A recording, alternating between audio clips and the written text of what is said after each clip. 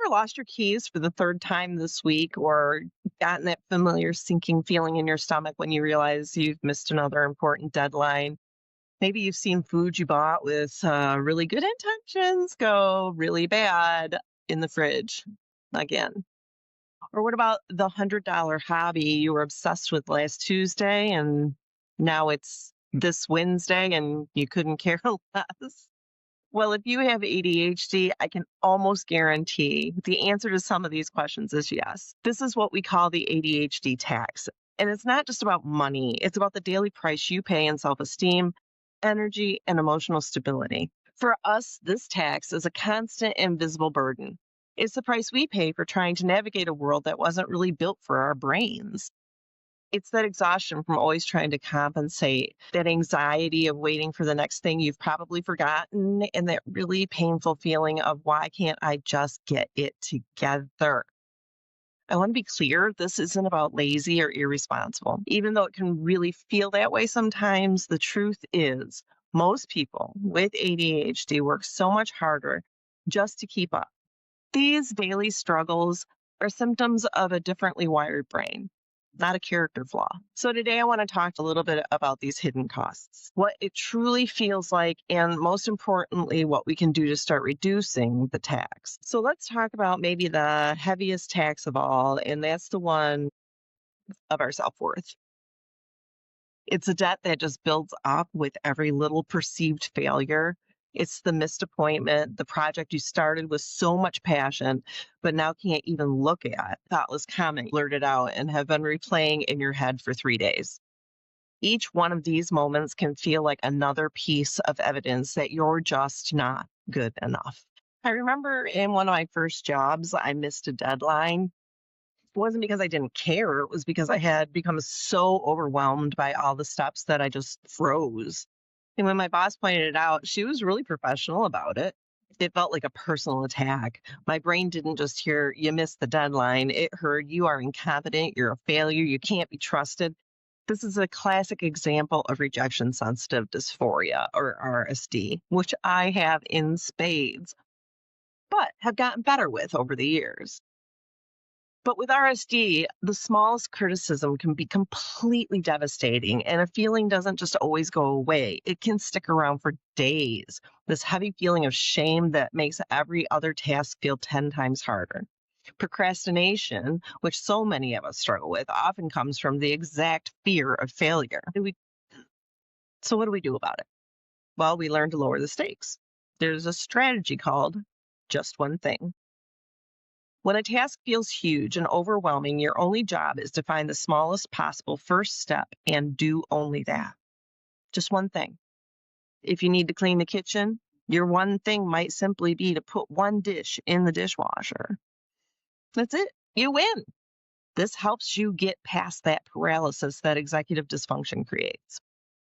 And each tiny completion gives you a little bit of a win, which starts to build a new story and gives you a little bit of that dopamine that you need so much. A story, one where you can do things one step at a time.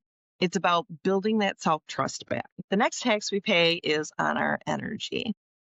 You know that feeling of having 100 tabs open in your brain all the time?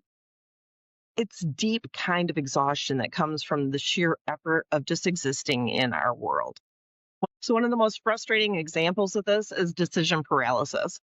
Have you ever had a whole afternoon with nothing to do, and instead of feeling relaxed, you just feel paralyzed?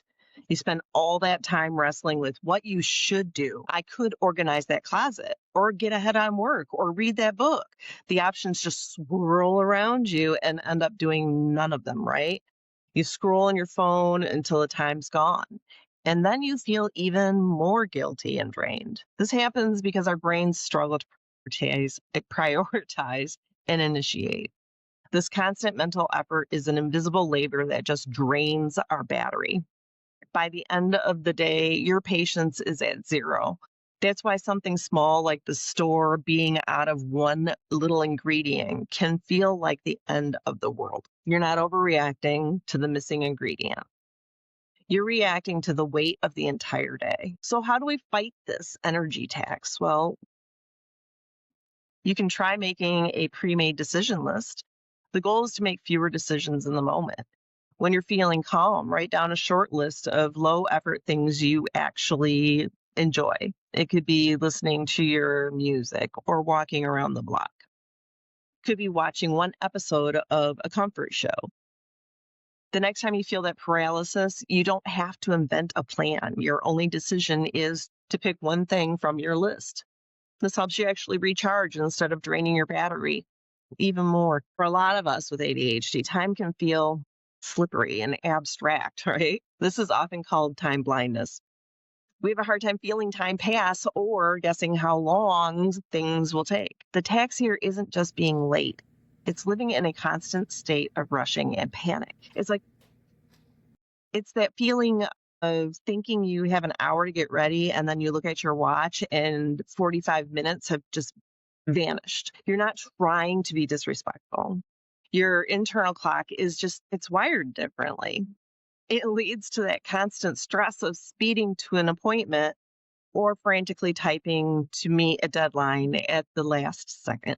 So what can we do to make it a little easier? A powerful strategy is externalizing time.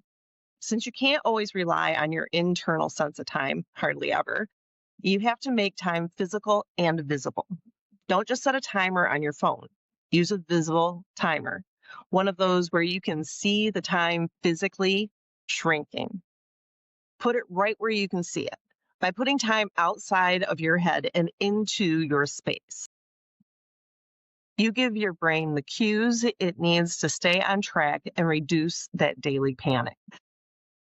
If you know me, you know that I think you should have an analog clock in every room. I know people like digital clocks, and I get why, because they're really easy to read. But with an analog clock, you can actually see time passing. We also can't ignore the very real financial tax.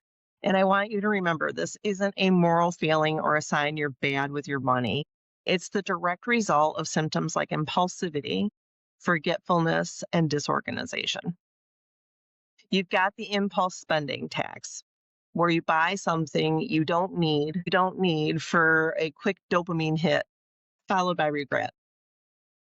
There's also the forgetfulness tax, which looks like late fees on bills you forgot to pay or automatic renewal charges for subscriptions you don't really want or use. And then there's the disorganization tax, buying another one of something because you can't find the one that you already own, like a hammer or a pair of scissors or whatever. Each of these adds up and can reinforce these feelings of shame. Living with ADHD can feel like you're constantly fighting an uphill battle, but it's so important to remember that these struggles are not a reflection of your character or your worth. They're symptoms of a brain that's trying its best to function in a world not designed for it. The goal isn't perfection. Thank God. The goal is self-compassion. It's about finding strategies that work for your brain, not against it, and giving yourself grace. You're not lazy, you're not broken, and you're definitely not alone in this. So tell me what you think. What's one ADHD tax you pay that people don't talk about enough? Share it in the comments below. Let's help each other by sharing our experiences and strategies. And if this resonated with you, don't forget to hit the subscribe, the like, and all the other stuff. And we'll see you next time.